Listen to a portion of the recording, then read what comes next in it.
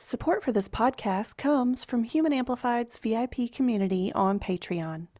Our growing VIP community is about support, connection, and expanding our understanding of what it means to be human. Becoming a VIP is all about you choosing how to interact with and grow from our storytelling to more fully embrace your own humanity and, by extension, the humanity of others. Join in today at patreon.com/Human Amplified. I'm your host, Brandy Fleck, and this is Human Amplified. We're on a mission to revamp society by amplifying your humanity. This week on the show, my name is Peggy Kingsbury. I live in a beautiful little town in Middle Tennessee. But I think once I tell this story and then the reckoning, it will become clear why I know that I have been privileged, only because of my skin color. And the gun went off.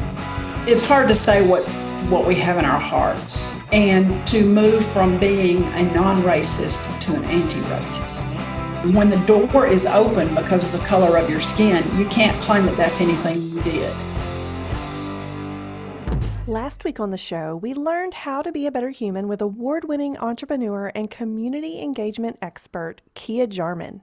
As Kia put it, part of being a better human involves Black people healing from racism and white people doing the work. So today on the show, we have an example of someone who's doing the work, Peggy Kingsbury.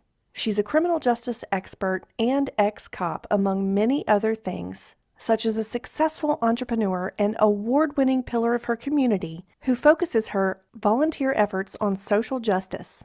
In this powerful episode, Peggy starts out by very intimately and openly detailing a traumatic childhood event that ties into her realization of and reckoning with white privilege, and how it's touched every aspect of her journey.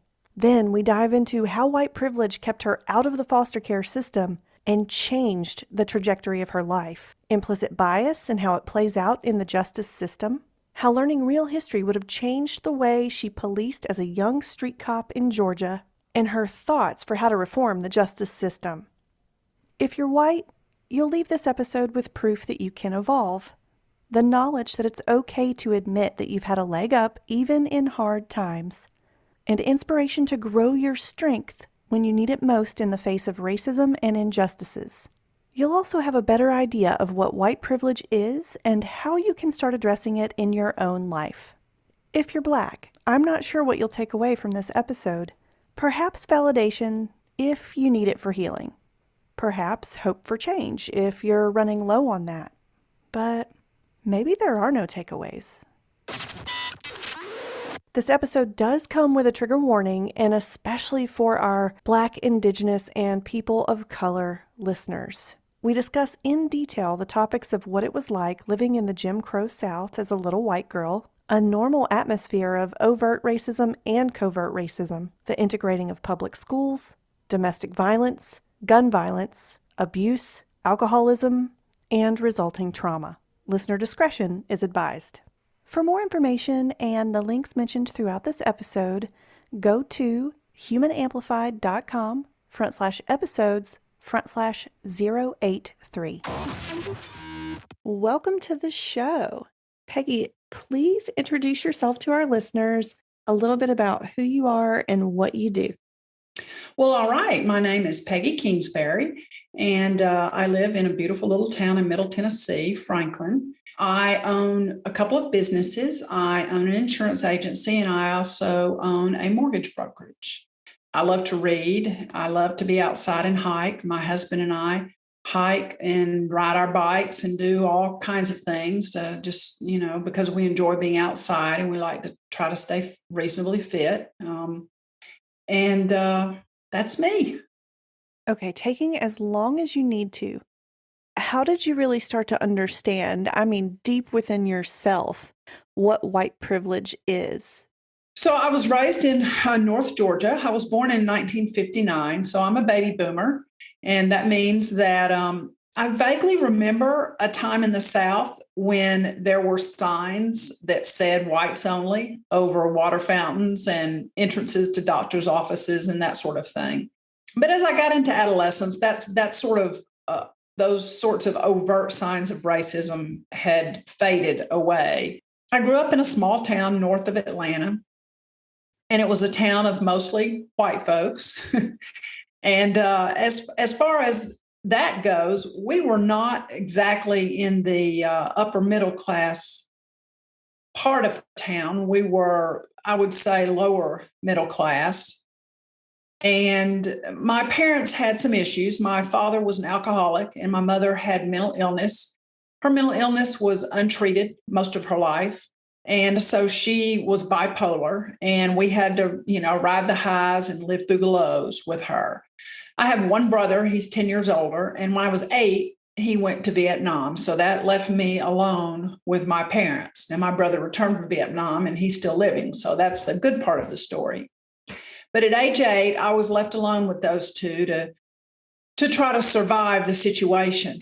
And I went to a small elementary school in this little town, and was a member of the Campfire Girl troop, which is what we had instead of Girl Scouts.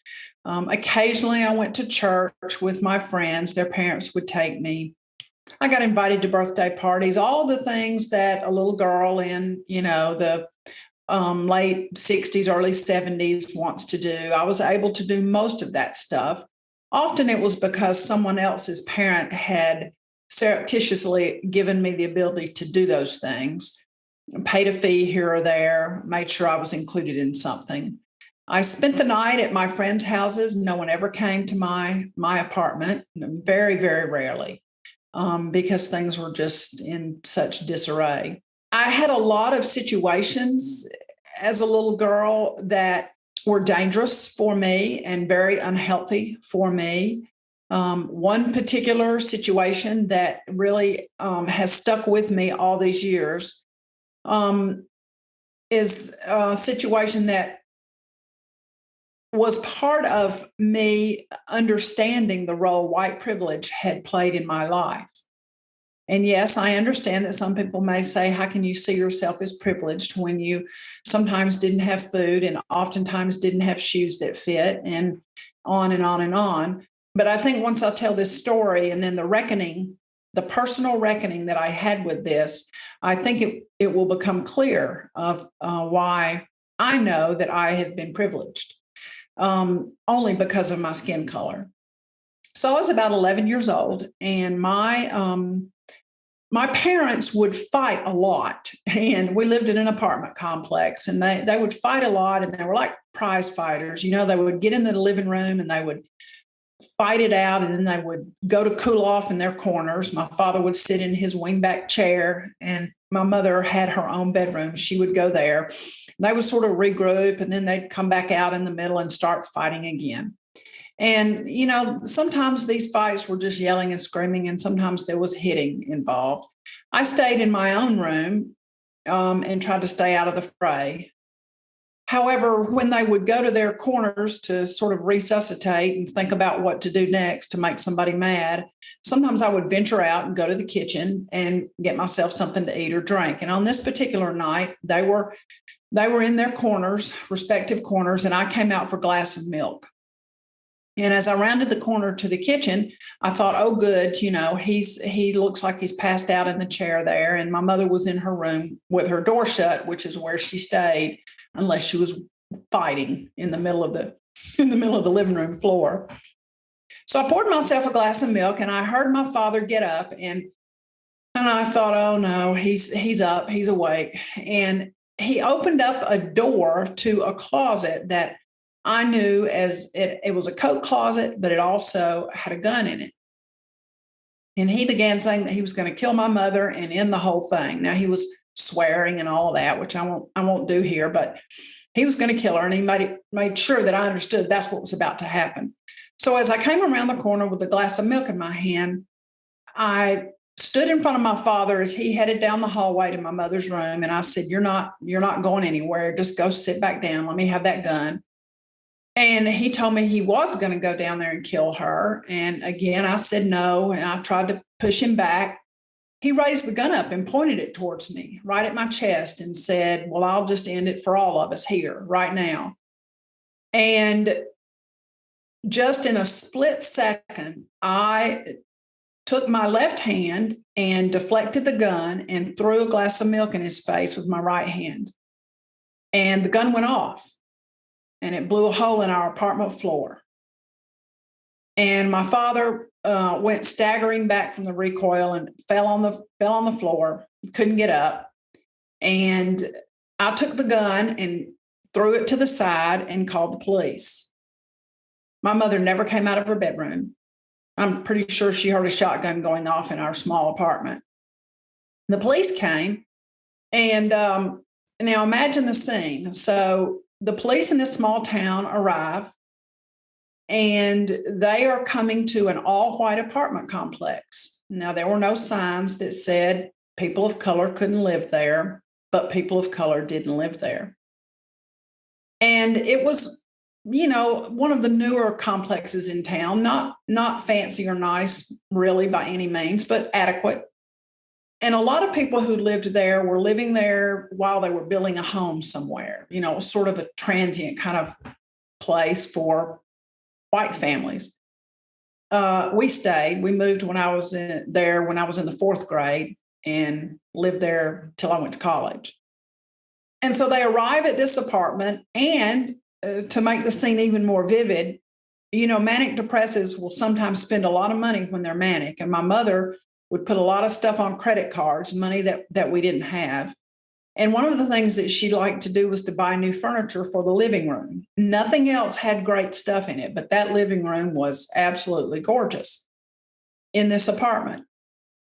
So when I open up the door, they see a little white girl standing there, and they see a beautifully decorated living room. Now, of course, the one thing that didn't fit was my drunken father laying in the floor, but the rest of it looked pretty nice.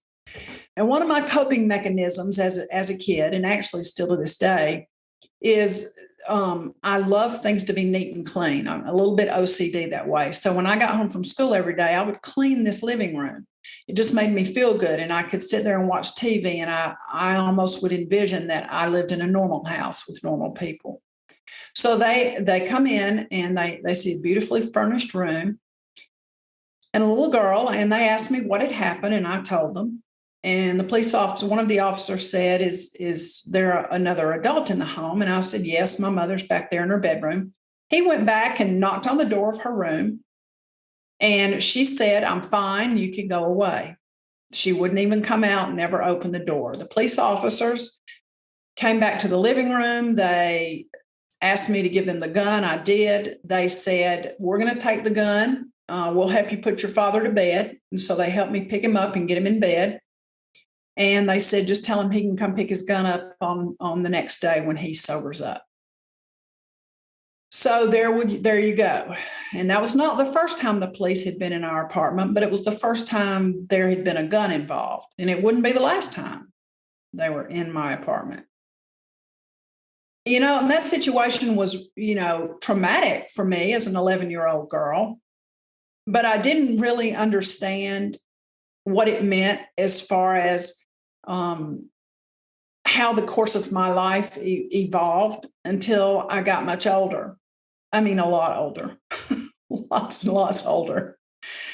So about 2 years ago, which would put me in my late 50s, I went to California for a seminar about public speaking.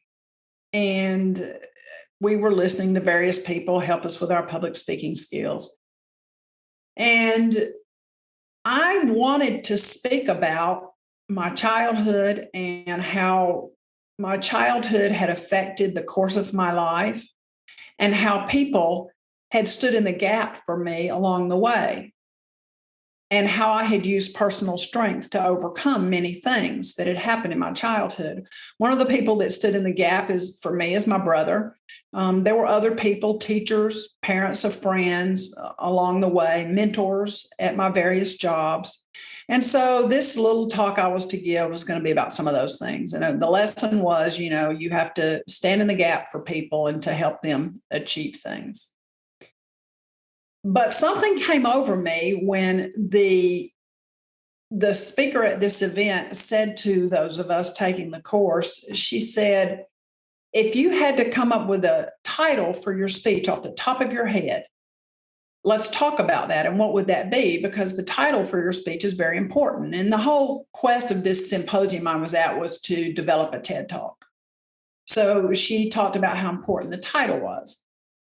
And she said, without really thinking, I want you to stand up and tell us what the title of your speech would be. And she pointed to me first.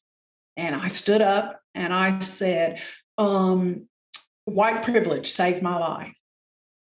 And it's like someone sucked all the air out of the room, which was a room full of people of all colors and shapes and sizes and sexes and genders, I guess I should say. And so she said, what do you mean by that?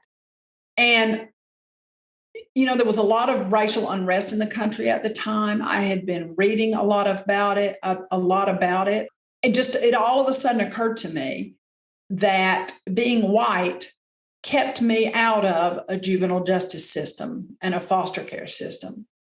Now, why I knew that was so important is because after I lived through my childhood, I was able to get myself in college and, would pat myself on the back because one of the ways I paid for college was selling my blood. And I was thinking I was kind of self-made. And I got a degree in criminal justice from the University of Georgia, and I became a police officer out of college. And I loved being a police officer. And I was promoted to detective. I loved being a detective. After a few years, I wanted to, not have to work shift work. And someone lured me away to a corporate job investigating fraudulent insurance claims. And so that's what I did for a number of years. And I'm still affiliated with the same company. I'm now in a sales role. But along the way, I also decided I'd like to get a master's in criminal justice. I love to teach, and I thought it would be great fun to teach at the college level. So I did that. And in studying for this master's and preparing lectures for my class, I began to look at a lot of statistics. You hear about the Cradle-to-Prison pipeline. Well, there's also a foster care to prison pipeline. And a lot of children who wind up in foster care, the chances are great that they can end up in the juvenile justice system, particularly if they're in more than one foster home placement. So I think the statistic is if they are in more than 5 placements as a child, there's a 90% chance they'll wind up in the justice system, which I actually call the injustice system now. And it had occurred to me that I was always just one breath away from being in that system myself.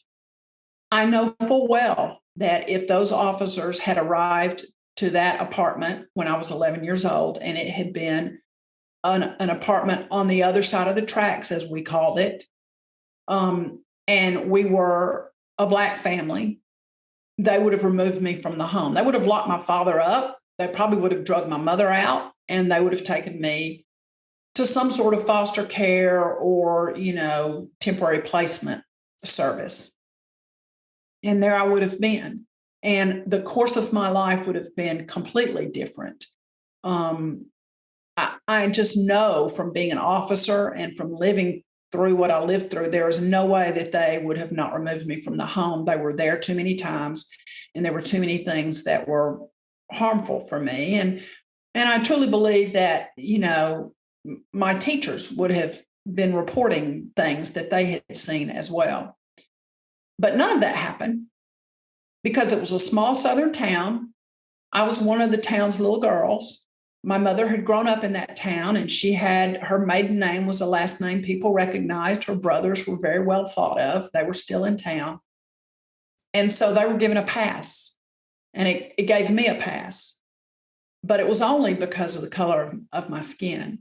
And some reason in California, when I was asked to come up with that title, all of that flashed into me just almost instantaneously. And it all just, I could even see the statistics rolling through my head, the studies that I had done getting my master's, and then preparation I had done for lectures for my classes. And it just became so clear to me that there wasn't anything about me that's self-made. Yes, I've worked hard, blah, blah, all of that. But all of the opportunities that I've had have been because I'm white. In fact, my father was a veteran, and being a white veteran, he was given some things when he returned from the war. And he was in the end of the World War II, beginning of the Korean War. And I think a lot of people are aware of the fact that African American soldiers didn't get the same things that white soldiers got. And one of the things that my father got were some benefits to be used for his children to go to school.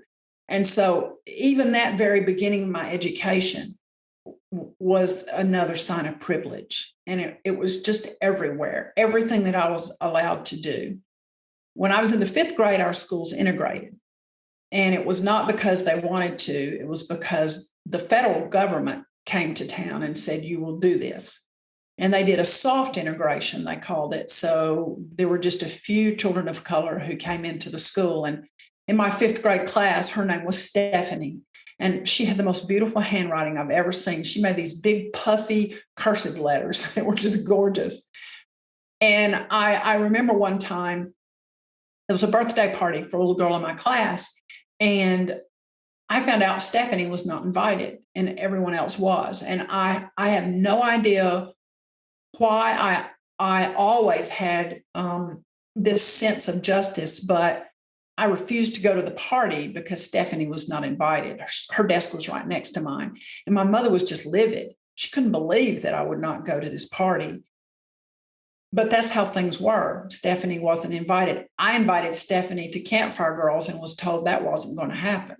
So, there were instances like that. But for some reason, in California, it's Palm Springs, California, in a hotel ballroom, it just all came up, and it all became clear to me. Wow. All right. Well, thank you for sharing that. Well, you're welcome. Listeners, we're talking to Peggy Kingsbury, who just opened up about her traumatic childhood. She's an entrepreneur, award-winning social justice volunteer, criminal justice expert, and ex-cop living in Franklin, Tennessee. It's time for a quick break. I'm your host, Brandy Fleck, and this is Human Amplified. You might be a Human Amplified VIP if you're full of insatiable curiosity and love being in the know. You value or want to work on vulnerability and forward motion in your life. You want to take our relationship to the next level. You've been listening to this podcast for a while, you read the blog, and maybe you subscribe to our newsletter, but you want more quality time together. And most importantly, you want to be a good human. You're probably already a good human. The fact that you're thinking about it says a lot, but motivation and inspiration always help. If this is music to your ears, go to patreon.com/humanamplified to join our VIP community, where you get a live chat with other VIPs and me, early access to premium unedited videos, some sweet deals, monthly live Q&A, and exclusive access to commission artwork from me. You choose your level of involvement, and no matter what level you choose, you get more connection and healing support. Sign up today at patreon.com/humanamplified. Now, back to our interview with Peggy Kingsbury, entrepreneur, award-winning social justice volunteer, criminal justice expert, and ex-cop living in Franklin, Tennessee. In this next segment, we'll dive deeper into what white privilege is by discussing implicit bias, how knowing real history would have changed the way Peggy policed, what would make policing better, and why unlearning racism and learning the truth with understanding and vulnerability will be a lifelong process. So, is it safe to say that you've always lived in the South? No, I have not always lived in the South. Actually, after college, I was a police officer in Athens, Georgia. But then I went to work for a corporation, doing some investigations for them. And my first stop was Metro Atlanta, and then I moved to New York, and I lived in a little village called Washingtonville, which is just over the river from Poughkeepsie. And I managed some offices in Poughkeepsie and White Plains and Suffern. So I lived in New York for a few years, and then I went to Minnesota. lived in the western part of the state in Marshall, Minnesota, which is about 2 hours from Sioux Falls, South Dakota. Lived there a couple of years. Then I moved to the Minneapolis area, lived there for a couple of years. And then I went to Florida, to Winter Haven, Florida, and then to Tennessee. All right. So yeah, most of the years, if you add them all up, most of the years have been in the South, but I did make some rounds. Okay. Well, so being from the South myself, and I've also not always lived in the South, but being from around here, I feel like our values are different than the majority of the people around us. What do you have to say about that? Are the values different than your values? Well, that's a good question. I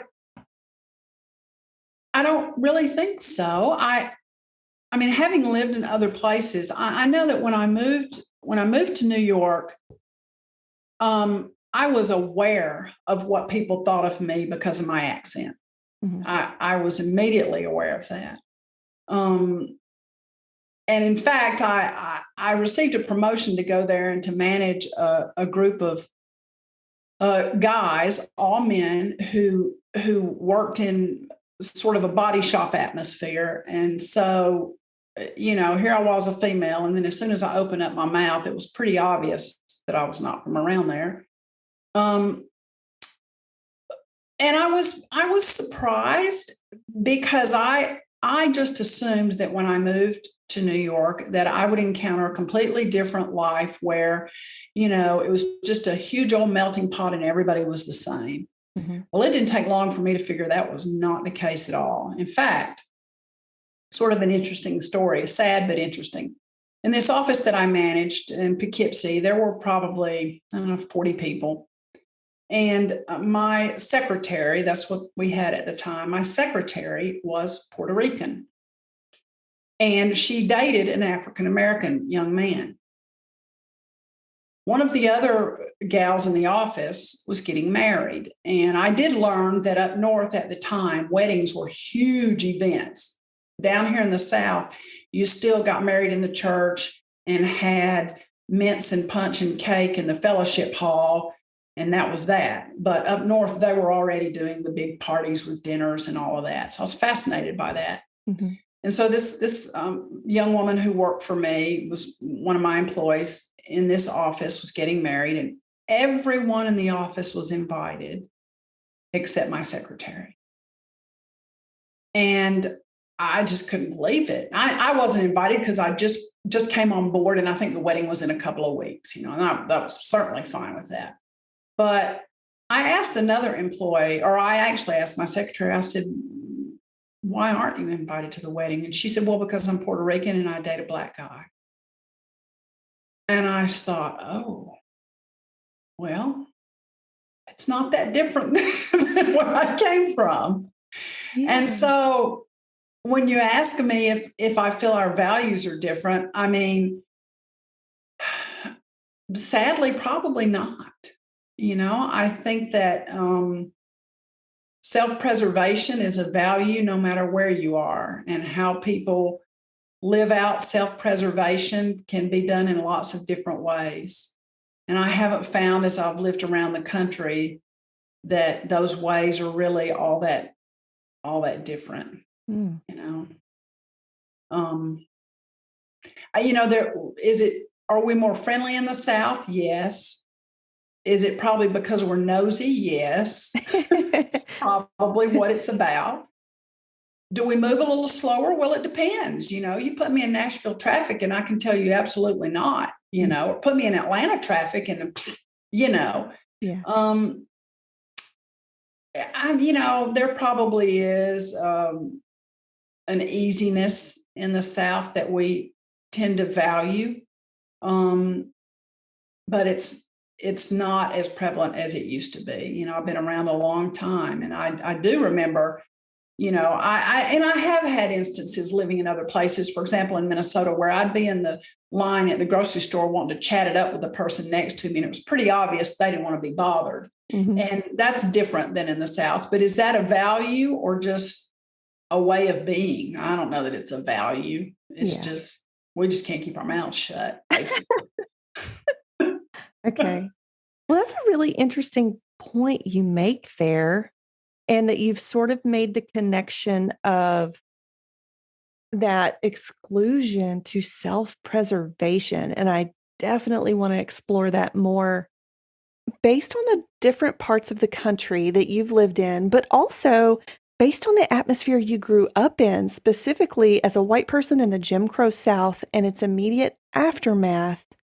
Do you think every white person has some form of racism to overcome? And let me be clear, I don't mean is every white person a white supremacist, but more like has programmed conditioning or implicit bias. What are your thoughts on that? I definitely believe that everyone has bias. Okay. Racism, probably, Okay. probably, yeah. Why do you think that is? Of course, this is just speculation, but I mean, I think it's sort of self-preservation. We all want to feel special, and when we began to feel special, particularly in the South, we talk about God like he lives next door. Um, and Christians would tell you, well, he does. He lives everywhere. And we think that God has given us special things, and that sort of filters into many things. And so, you know, I would like to think that there are people, even myself included, who definitely don't have racism in us. Um, but I don't really know if that's true. okay. I'd have to think about the definition of racism. You hear it defined in so many different ways. Mhm. You know, I definitely believe we all have bias for sure. That comes from years and years of the slow drip of seeing things around us and absorbing all of that. That's not an excuse for it, but I believe that is in us. It's hard to say what we have in our hearts. I Mm. don't think everyone has overt racism. I mean, I can say I know a lot of people who don't do and act in ways that make me immediately say, well, you're a racist. Mhm. But in our hearts, maybe. That's a hard question. Yeah. It Hard. it really is. Well, have you recognized any form of racism within yourself at any point? Oh, yeah. Yeah. I mean, I can tell you as a police officer, it's interesting. I've talked to a lot of my students about profiling, Mhm. and I've really delved into all of that and tried to go back in my own history as a cop and figure some of that out. And I can tell you that absolutely there were many times when I would see um, a young man of color on the street and just assume that he was up to no good. Mm. Absolutely. Now, why was that? Well, it seemed that most of the times when we dealt with difficult situations, they involved people of color. I now know that systemically there are lots of reasons for that. Mm. But as a young street cop, I didn't know that. I just knew that, that kid was probably up to no good. And that wasn't always the case. But yes, those were racist thoughts. Absolutely. Okay. Do you think it would have helped your career had you been taught the truth about the systemic issues that made that bias so prevalent? Oh, absolutely. If I had learned in college or even in high school the ways in which people of color, were never given a level playing field in our country, that would have changed a lot about my policing. I was never violent against people of color. I didn't do those sorts of things, but I did make a lot of assumptions.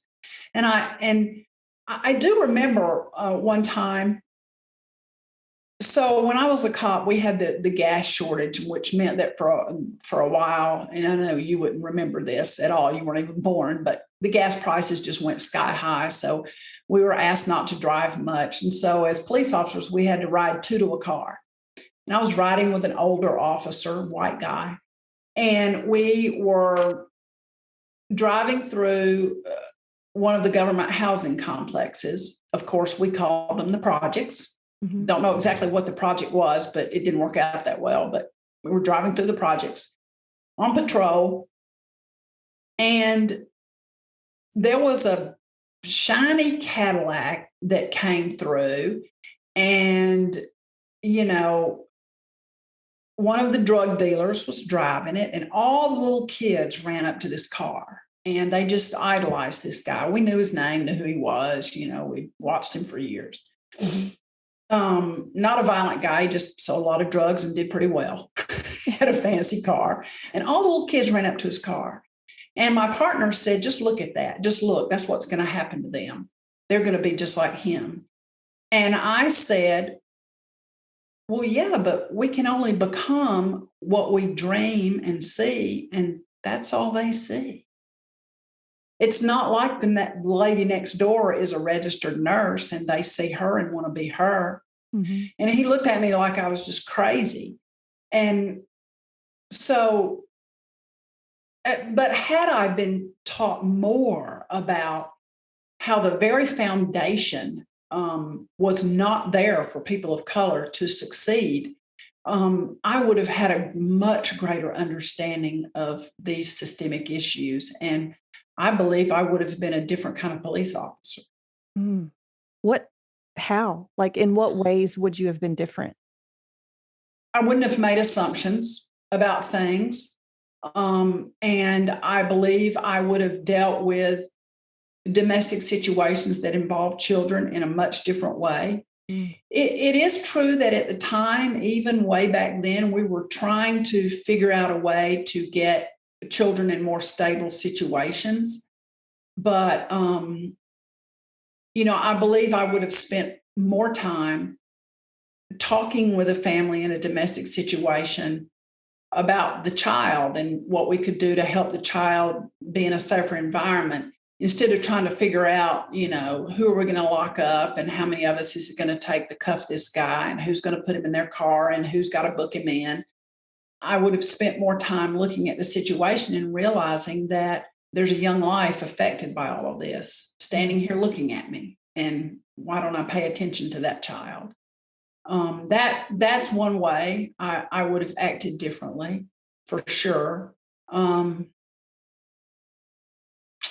and it's hard to say because I mean, I have to tell you, I think I was a great police officer, but I know there are times when I automatically assumed the person of color was the one who had done something. Mhm. And I would love to go back and do it again with the wisdom that I have now. I would face things differently and approach things differently.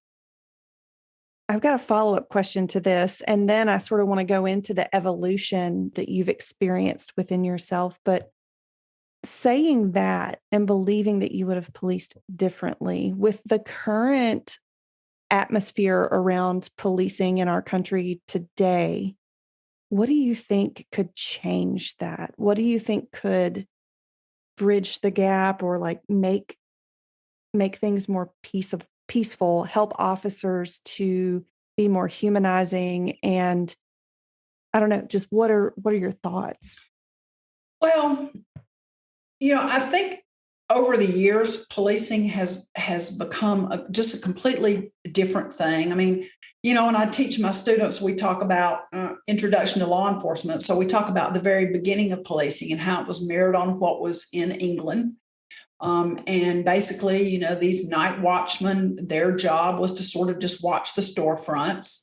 And when you really study criminal justice and you look at the history of criminality and all of that and how it's dealt with, it's interesting all the things that have gone on in the country. For a while, many many years ago, there was the idea that people were criminals because of the size of their head. There was actually studies about that. And so, there's been a lot of evolution there. So when you ask me what would make policing better, I mean, I think that the whole foundation on which it's built was never intended to be what it has become today. I mean, police officers, don't need to be. They most of the calls they get now are domestic related. People fight, they call the cops. I mean, married couples fight, they call the cops. That's just absurd. But I believe, for example, if the police have been to a particular home 4 or 5 times, it's time for social services to come in and to work with that family to see why are we having these explosive arguments that sometimes involve weapons and fists. Is there a substance abuse problem? That's almost always the case. Is there a mental illness problem? Usually that's involved as well. Mm-hmm. Is there a poverty problem causing a lot of extra stress and tension? That's usually true too. Mm. The police can't do anything about those things. Nothing. All they can do is take somebody to jail. They can't do anything about mental illness. They can't do anything about substance abuse. They can't do anything about poverty and the stress that comes with that. And that's where we leave it in our country. We just keep locking the same people up. And, that's the definition of insanity. You keep doing the same thing at the same. Why are we doing this? Everyone knows we have more people in prison per capita than any country in the world. So I believe that we need to make it a more holistic system. And, no, I don't think that we need to defund the police. I think we need to right fund the police and put the money where it needs to be and have social workers on board, people who can give some financial counseling, make sure the family's getting all the benefits they should get, job counseling, whatever it takes to get people back on a path, where they are not under so much stress and not abusing substances and that sort of thing. I think that would change policing in our country more really than anything else, is to deal with these domestic situations and try to work with families to solve them. And I can tell you this, that and a lot of police officers and teachers would tell you this is true. There are so many factors that go into what create criminals in our country. And one of the biggest indicators of future criminality is what we call impulsivity. So a child who's extremely impulsive, many studies have shown that child will probably, not probably, but could more likely than not become a criminal. And why is that? Well, impulsivity is that thing you do and you don't even care about the consequences. And, if you know any teachers, you ask a first or second grade teacher, can they point to the children in the class? And if you just ask them completely off the record, point to these children and tell me what you think their future will be.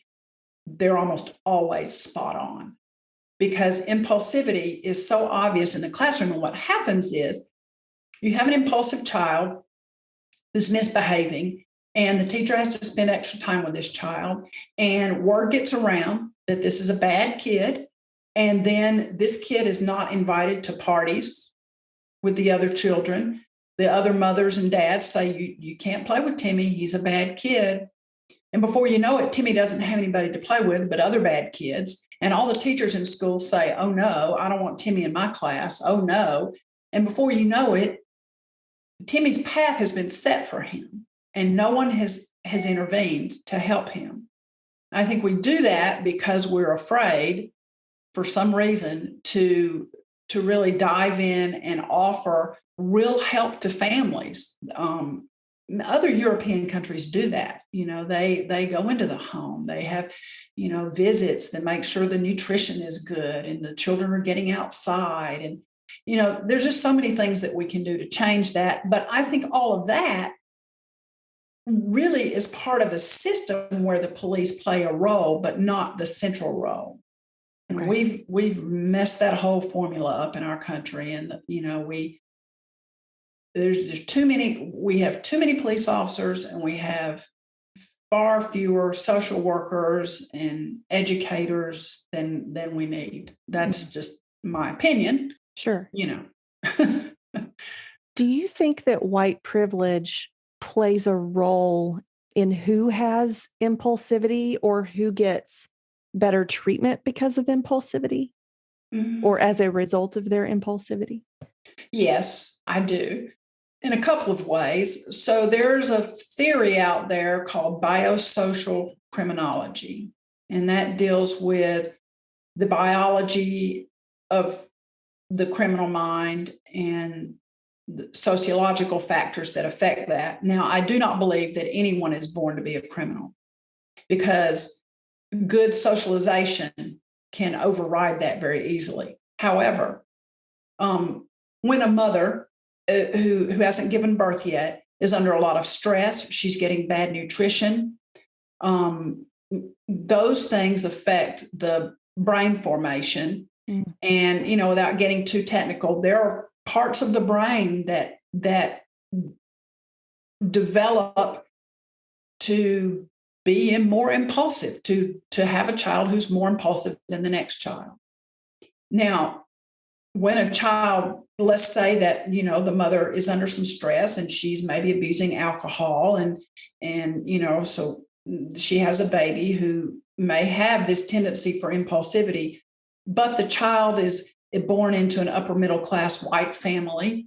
The interventions are great. For example, the child has better daycare, mm, has perhaps some a nanny, who knows, all of these opportunities, and has more opportunity for wonderful socialization, so that tendency to impulsivity actually plays out in later life, and you'll find that those children develop into extremely high achieving adults oftentimes, because impulsivity is also kind of like courage. mm. Yeah. you know Yeah. and so when the child learns to deal with the impulsivity and has the nurturing and the nutrition and the sense of peace and well-being that helps the child feel safe, Mm, and develop in a better way, go to a better school, just receive all of those extra things, extracurricular activities, involvement in sports where you have to learn rules and you have to play by the rules. All of these things really help a child develop in a much better way. And we know all of those things are much easier for white children to get than children of color. It's just how yes. it is. Man. Well, I am so grateful that you laid all of that out. I think that that will be eye opening for some of the people listening because when you say, oh, we have systemic racism, not everybody knows, like, well, what's an example of that? But this is a perfect example of how that would play out. And the ability to feel safe, I think, is the foundation for being well adjusted, well accepted. And it's just not there for everybody. That's right. Yeah. That's right. It wasn't until Rodney King that it really struck home with me how messed up our system is. And certainly when George Floyd was murdered, I was in a Facebook group with a bunch of ex police officers from the police department that I had been in Athens, Georgia. And so we had this Facebook group and we would keep up with each other. And some of them were getting older and sick. And you know what you do on Facebook, all that business. And when this situation happened and I shared some of my opinion, I was very quickly removed from the group and blocked. I was no longer one of them because I didn't agree at all with what happened to him and called it what it was. That made me resolve to grow and learn even more Okay. and to move from being a non-racist to an anti-racist. Okay. That's the quest I'm on today. I don't want to be just an ally. That's great, but I want to be someone who fights against it. Do you think this will be something that you work on your whole life? Oh, absolutely, and I can tell you why. Because as I said, I'm in my early 60s, so I can remember when I was really, really young, we had a Black lady who would come to our house. And there was a time when I was a very, very young child and my parents were somewhat stable. So my family sort of went through a high and then a really deep low. And they were somewhat stable. And so, like everyone else on the street, my mother had a maid. Mm. And Dorothy was her name. And Dorothy taught me to read. Okay. Dorothy drove a Cadillac, and my mother would laugh with her friends and say, "The maid has a better car than I do. Ha, ha, ha, ha." This was supposed to be funny. Mm-hmm. I can remember one time later when I was probably 12 or 13, maybe 14. My mother came home from work one day and she said, "Well, we have a new girl at the office and she's a little Black girl." And I said, "Okay." And she said, "But she's just as neat and clean as she can be."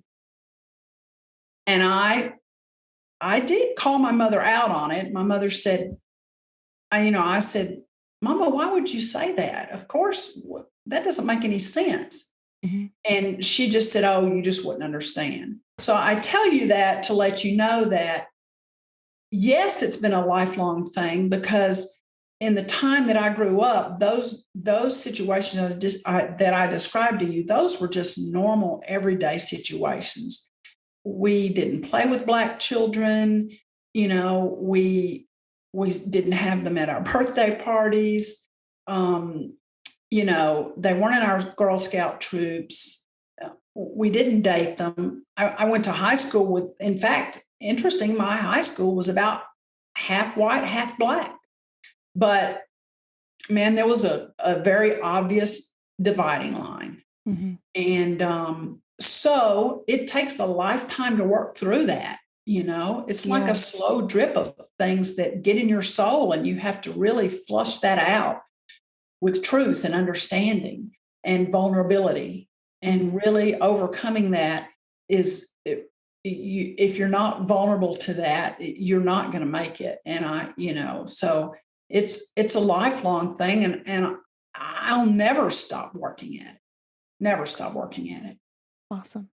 Okay. For someone who might be struggling and who is saying, "Well, I'm not racist. I don't see how my whiteness has anything to do with the successes I've had in life."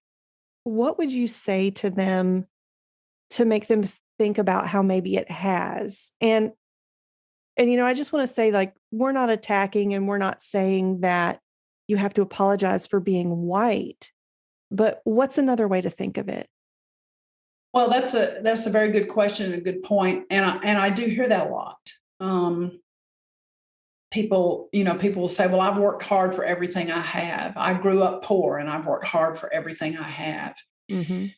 And I, I will say that I've taken the opportunity, to people who will listen. It might be why my friend group is getting smaller and smaller. To people who will listen, and I will, say, "Well, gosh, have you ever thought about the ways that you were given opportunities, because of the color of your skin?"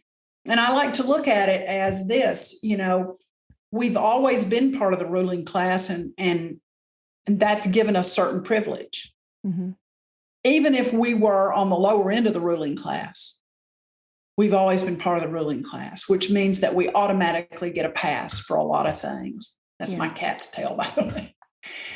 And so, no, if you can accept the fact that you're part of the ruling class, then you have to see. It's hard for me to convince someone, but you just have to see how you've been given opportunities others weren't given. So sometimes I will even go through a little history lesson with someone and say, "Well, let's talk about what happened after World War II and what your grandfather might have been given, Mhm. and what the guy who was in the bunker with him who had dark skin didn't get." In many towns in Tennessee, we still have the old schools that were for the Black kids. And we can talk about that. And I can say, "Well, just remember when you were in elementary school, you know, and of course, this would be for people my age. But I will point out to people the opportunities that they've been given. When the door is open because of the color of your skin, you can't claim that that's anything you did. Okay. And if you do, you've just got your head in the sand. The door was opened because someone white opened the door for you because you're one of them. You're the same. Whether it's education, preschool, it's a job interview. I mean, we still live in a society where I have friends of color who name their children things like Blair and Whitney. And they've openly told me, because I don't want them to be held back because someone can tell the color of their skin by the name that's on their job application. Mm. We still live in that place. Yeah. So how can we live in that place and then someone who's white say, I have everything I have because of my own hard work? Yeah. Even if they did work hard. Even if they did work hard, I worked hard. Yeah. I did good things. I took risks. But here's the thing with taking risk. A white kid almost always can afford to take a risk, because if he or she completely fails, they have a place to go back to. And they have a place to go back to that has heat, electricity, food in the fridge, and somebody there to say, well, it's all right, you can just try again. Imagine living in a world where if you take a chance and fail, your only option is a cardboard box under a bridge. Mm. It makes you not want to take a chance. And so that's why you take the safe job, cleaning hotel rooms, instead of doing the thing your heart might be leading you to do, because you can't afford to fail. We can afford to fail. Okay. Well, Peggy, where can listeners find you? Your businesses, you have a website, socials, anything like that? Well, I had to make my Facebook page private because when George Floyd happened, I got a lot of death threats because I said Black Lives Matter. That's a true story. Oh. And even some of my friends who agreed with me got threatened as well. So that was kind of fun. But I own a State Farm agency in Lewisburg, and that's under my first married name, which is Hubbard, Peggy Hubbard State Farm.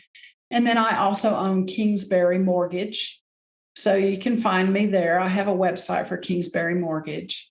And soon I hope to have a website I've sort of have in the background going for public speaking. The pandemic kind of put a hiatus on that for a little while, but I'll get that back going. Oh, yeah. Did you ever get to give a speech or anything like that about what? Well, I've done some speaking, but I didn't get to do a TED Talk because those all sort of went virtual. But, those are my goals. Yeah. Yeah.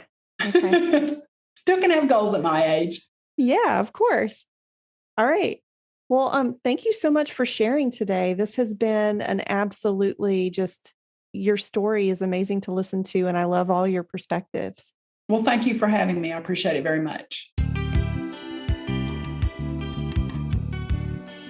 Subscribe on your favorite podcast platform and learn more at humanamplified.com.